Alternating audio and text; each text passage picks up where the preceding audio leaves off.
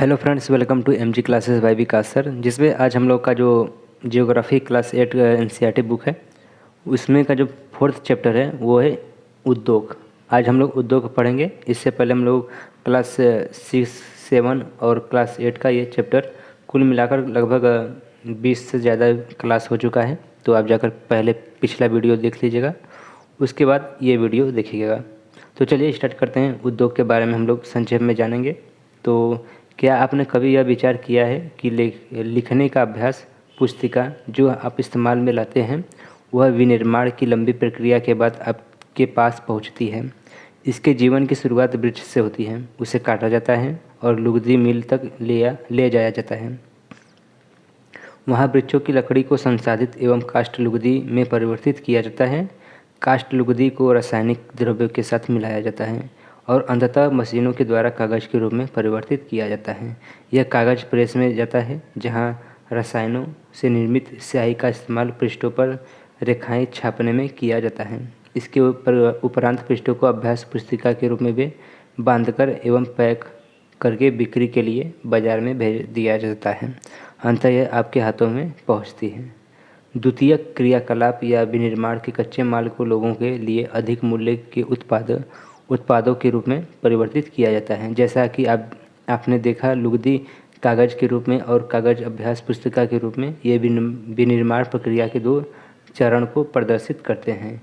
उद्योग का संबंध आर्थिक गतिविधि से जो कि वस्तुओं के उत्पाद, खनिजों का निष्कर्षण अथवा सेवाओं का व्यवस्था से संबंधित है। इस प्रकार के लोहा और इस्पात उद्योग वस्तुओं के उत्पादन से संबंधित है। कोयला खनन उद्योग कोयले की धरती से निकलने से संबंधित है तथा पर्यटन सेवा देने से संबंधित उद्योग है। उद्योग का वर्गीकरण अब हम लोग समझ लेते हैं। तो उद्योग का वर्गीकरण कच्चा माल, आकार और स्वामित्व के आधार पर किया जाता है। तो कच्चा माल पढ़ेंगे, इससे पहले हम लोग ये बॉक्स में समझ लेते हैं। ये देखिए आरंभ, जो ये बाँस है जो कि उत्तर पूर्वी भारत में ज़्यादातर उत्पादन होता है इसका। और इसके बाद कच्चा माल हम लोग पढ़ते हैं। कच्चे माल का उपयोग आधार पर उद्योग कृषि आधारित, खनिज आधारित, समुद्र आधारित और वन आधारित हो सकते हैं। एक बार फिर से पढ़ते हैं। कच्चे माल के उपयोग के आधार पर उद्योग कृषि आधारित, खनिज आधारित, समुद्र आधारित और वन आधारित हो सकते हैं। कृषि आधारित उद्योग कच्चे माल के रूप में वनस्पति और जंतु आधारित उत्पादों का उपयोग करते हैं। खाद्य संसाधन, वनस्पति तेल, सूती वस्त्र, डेयरी उत्पाद और चर्म उद्योग कृषि आधारित उद्योग के उदाहरण हैं। खनिज आधारित उद्योग प्राथमिक उद्योग है जो खनिज अयस्कों को उपयोग में कच्चे माल के रूप में करते हैं।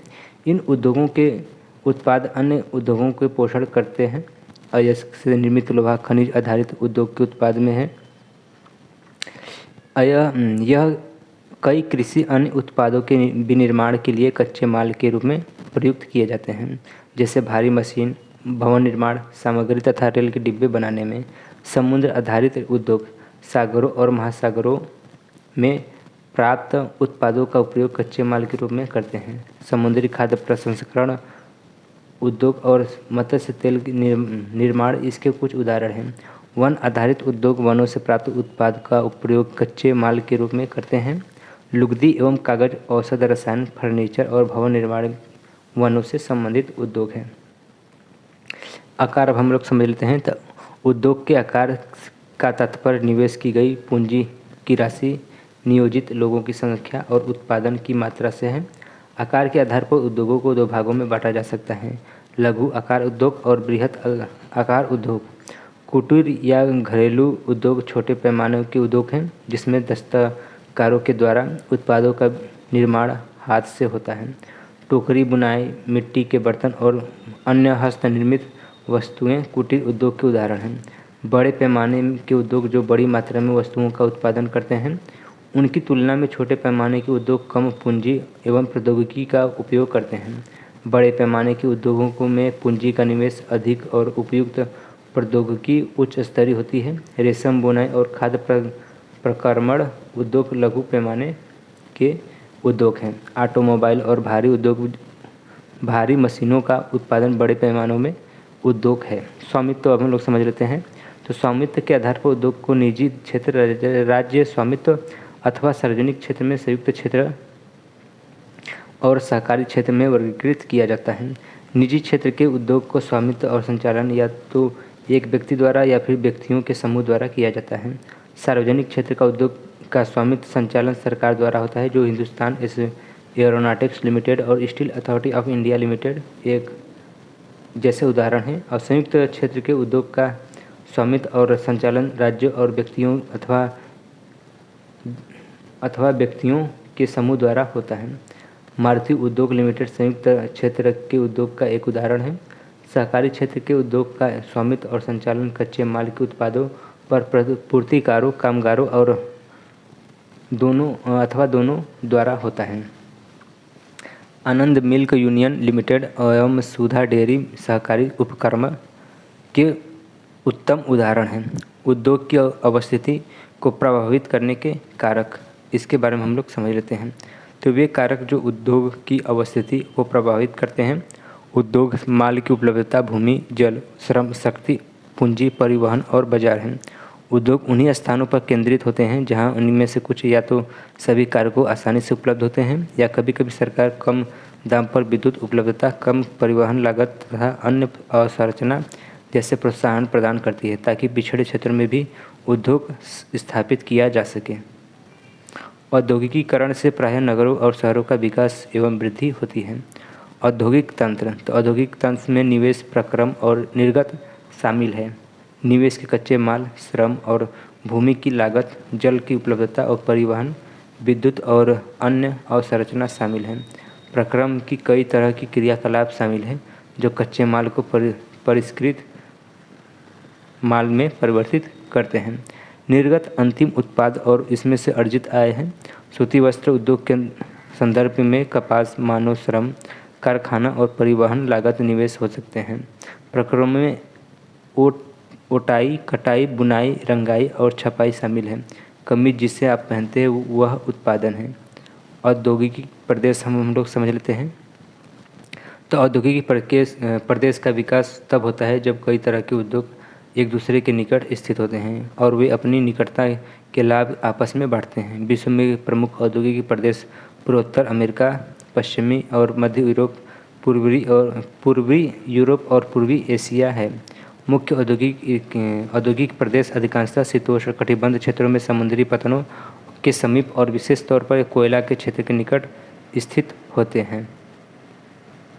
इसके बाद कुछ क्रियाकलाप ये है, क्रियाकलाप मत पढ़िएगा। ये सरकारी क्षेत्र की सुधा डेयरी का फोटो है। इसके बाद ये देखिए औद्योगिक प्रदेश, ये मैप है, देख लीजिएगा। ये अमेरिका है, ये कनाडा है, तो अमेरिका औद्योगिक प्रदेश है। ये चीन है, यूरोप महाद्वीप है, ये अफ्रीका महाद्वीप है, जो भी आप समझ लीजिएगा। यहाँ पर देखिए जो भी कलर है, अगर ब्लैक कलर है तो ये औद्योगिक प्रदेश है। और विश्व में औद्योगिक पट्टी जो कि हल्का से ये जो देख रहे हैं ये कलर, ये औद्योगिक पट्टी है। और जो ब्लैक कलर में देख रहे हैं ये औद्योगिक प्रदेश हैं। इसके बाद अब हम लोग पढ़ते हैं, भारत में अनेक औद्योगिक प्रदेश हैं, जैसे मुंबई, पुणे समूह, बंगलोर, तमिलनाडु प्रदेश, हुगली प्रदेश, अहमदाबाद, बड़ोदरा प्रदेश, छोटा नागपुर औद्योगिक प्रदेश, विशाखापट्टनम, गुंटूर औद्योगिक प्रदेश, गुड़गांव, दिल्ली, मेरठ औद्योगिक प्रदेश और कोल्लम, तिरुवनंतपुरम, ये औद्योगिक प्रदेश भारत की कुछ अनेक औद्योगिक प्रदेश हैं। औद्योगिक विपदा हम लोग बाद में पढ़ेंगे। इसके बाद हम लोग पढ़ते हैं, ये रहा प्रमुख उद्योगों का वितरण। इससे पहले हम लोग यह जान लेते हैं कि उभरते हुए उद्योग सनराइज उद्योग के नाम से भी जाना जाता है। इसमें सूचना प्रौद्योगिकी, स्वास्थ्य लाभ और सत्कार एवं ज्ञान से संबंधित उद्योग शामिल होता है। शब्दावली में प्रगलन क्या है ये भी हम लोग समझ लेते हैं।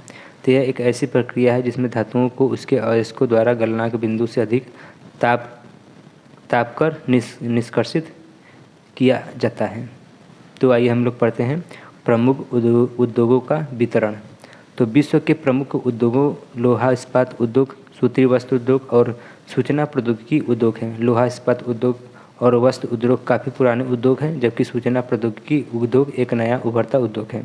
ये देश के जिसमें लोहा इस्पात उद्योग अवस्थित है, जर्मनी, संयुक्त राज्य अमेरिका, चीन, जापान और रूस हैं। वस्त्र उद्योग भारत, हांगकांग और दक्षिण कोरिया, जापान और ताइवान केंद्रित है। सूचना प्रौद्योगिकी उद्योग के मुख्य केंद्र मध्यवर्ती कैलिफोर्निया के सिलिकॉन घाटी और भारत के बेंगलुरु प्रदेश में स्थित है। लोहा इस्पात उद्योग। तो अन्य उद्योगों की तरह लोहा इस्पात उद्योग भी बहुत से निवेश प्रक्रम और निर्गत शामिल है। यह एक पोषक उद्योग है जिसका उत्पाद अन्य उद्योग के लिए कच्चे माल के रूप में प्रयुक्त होते हैं।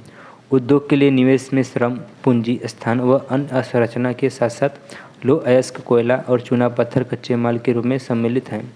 लौह अयस्क में इस्पात निर्माण की प्रक्रिया कई चरण शामिल हैं।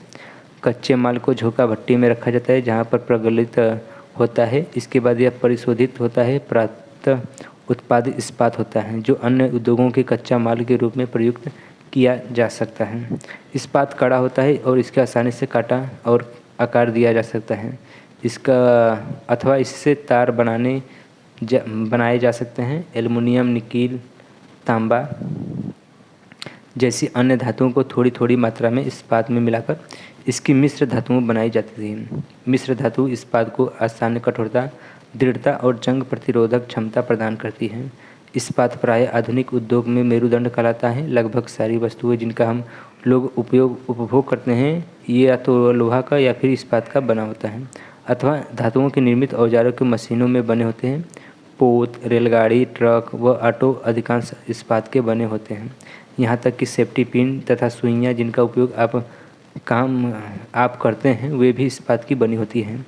तेल की कूप इस्पात से बनी मशीनों से वेधित किए जाते हैं। इस्पात की पाइपलाइन से बने तेल परिवहन किया जाता है। खनिजों का खनन इस्पात के उपकरणों से होता है। कृषि के यह यंत्र प्रायः इस्पात के बने होते हैं। विशाल भवनों की ढांचा ढाल जो बनाया जाता है वो भी इस्पात से ही बनाया जाता है। 1800 ईस्वी के पूर्व इस्पात उद्योग वहाँ स्थित है जहाँ कच्चा माल, विद्युत आपूर्ति और बहता हुआ आसानी जल जो होता है वो उपलब्ध थे।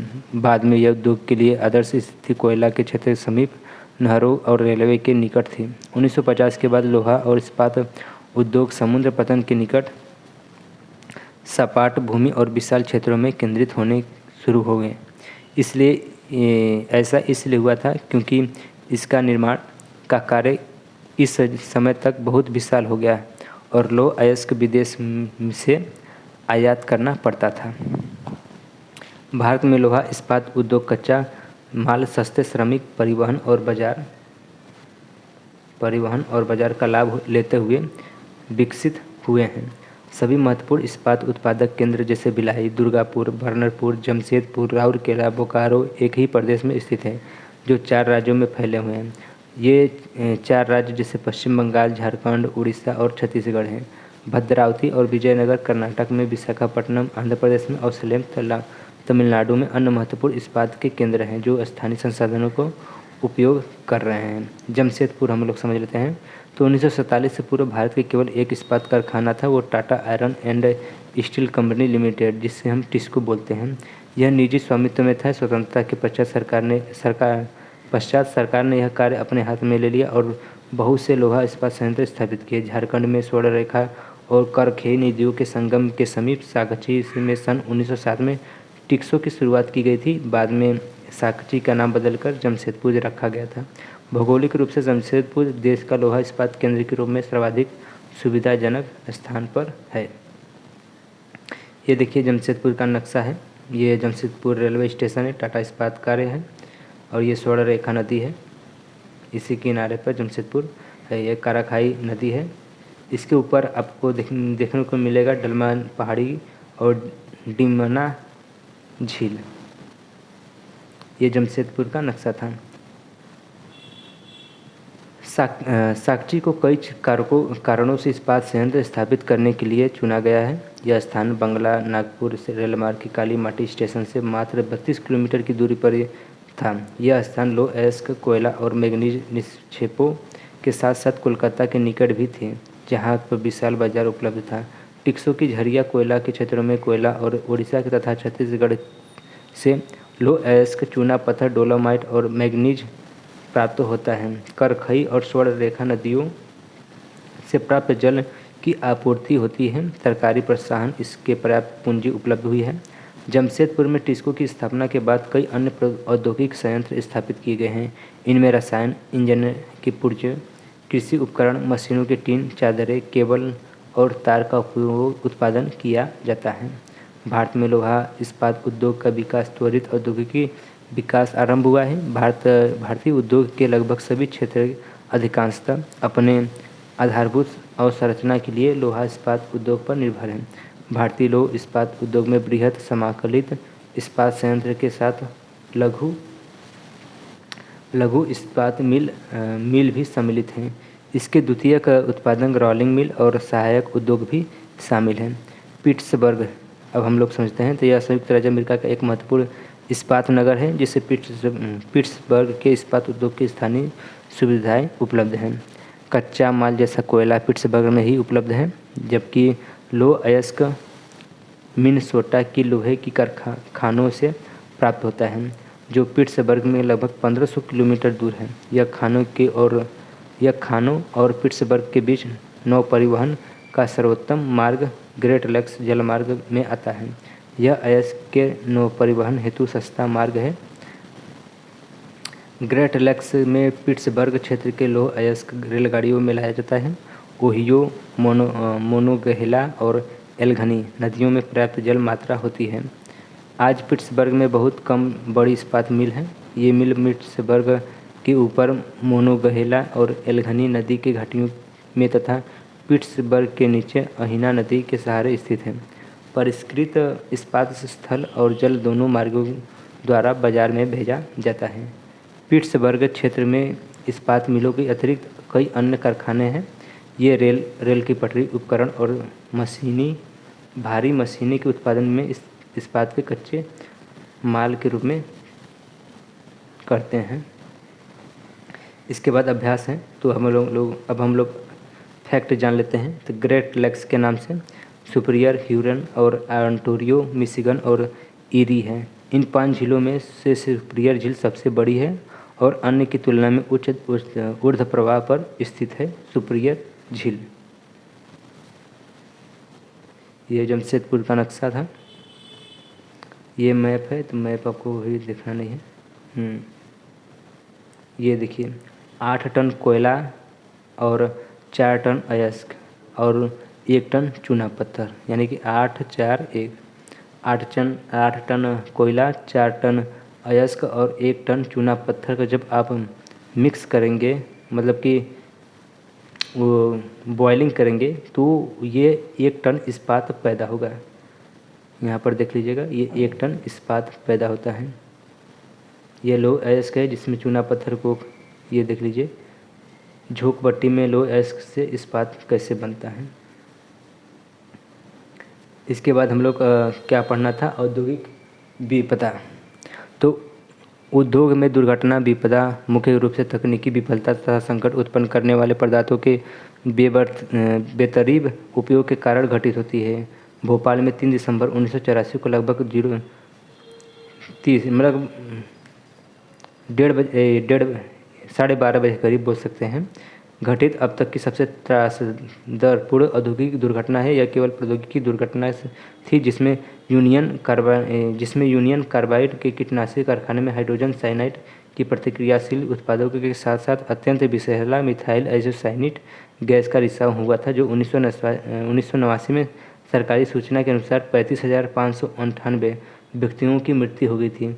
ये देखिए सरकारी आंकड़ा है, लेकिन देखिए कि सरकारी आंकड़ा कम बताता है मृत्यु दर, लेकिन वैसे तो जो व्यक्तिगत आंकड़ा होता है वो खासकर 70-80 हज़ार होगा। हज़ारों लोग बच गए और आज भी वह एक या एक से अधिक बीमारियों जैसे अंधापन, प्रतिरक्षा तंत्र और विकृति, आंत्रशय विकृतियाँ आदि से पीड़ित हैं। ये देखिए यूनियन कार्बाइड फैक्ट्री है जो मध्य प्रदेश में स्थित था। मिथाइल आइसोसाइनाइड यहाँ विस्फोट हुआ था। 23 दिसंबर 2005 को चीन में गायोकायो चोंगकिंग से गैस कूप विस्फोट में 243 लोगों की मृत्यु तथा 9,000 लोग दुर्घटनाग्रस्त हो गए थे। और इन स्थानों से 64,000 लोगों को विस्थापित किया गया था। कई लोग विस्फोट होने के बाद न भाग सकने के कारण मर गए। जो समय पर भाग गए पाए उनकी आँखें, त्वचा और फेफड़े गैस से क्षतिग्रस्त हो गए हैं। ये देखिए चीन की गायो कायो में बचाव अभियान।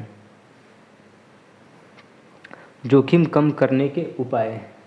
तो घने बसे आवासीय क्षेत्रों में, औद्योगिक क्षेत्र में अलग बहुत दूर रहना चाहिए। उद्योग के समीप बसने वाले लोगों की दुर्घटना होने की स्थिति में विषैले या खतरनाक पदार्थों को संग्रहण और उसके संभव प्रभावों को ज्ञान होना चाहिए। आग की चेतावनी और अग्निशमन व्यवस्था की उन्नत किस्म या फिर उन्नत किया जाना चाहिए। विषैले पदार्थों को भंडारण क्षमता की सीमा से बचना चाहिए और औद्योगिक में प्रदूषण नियंत्रण के उपायों को उन्नत किया जाना चाहिए। ये जोखिम कम करने के उपाय हैं। तो अब हम लोग अभ्यास समझते हैं। ये रहा अभ्यास, जिसमें पहला क्वेश्चन है कि उद्योग शब्द का क्या तात्पर्य है। 50 शब्दों या फिर 250 शब्दों में लिख सकते हैं। वे कौन कौन से मुख्य तत्व हैं जो उद्योग की अवस्थिति को प्रभावित करते हैं।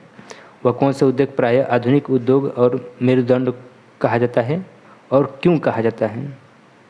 अंतर स्पष्ट कीजिए कृषि आधारित और खनिज आधारित उद्योग पर, और सार्वजनिक क्षेत्र और संयुक्त क्षेत्र में जो अंतर है वो भी आप स्पष्ट कीजिए। और इसके बाद रिक्त स्थान हैं। तो ये हम लोग का आज का चैप्टर उद्योग ख़त्म हो चुका है, जो कि एनसीईआरटी क्लास 8 का चौथा चैप्टर था। जियोग्राफी, ये जो चैप्टर है हम लोग का सब्जेक्ट जियोग्राफी, उसका चौथा चैप्टर उद्योग था। ये हम लोग का आज हम लोगों ने पढ़ चुका। तो मिलते हैं नेक्स्ट वीडियो में नेक्स्ट चैप्टर के साथ। तब तक के लिए वीडियो को लास्ट तक देखने के लिए आपका धन्यवाद।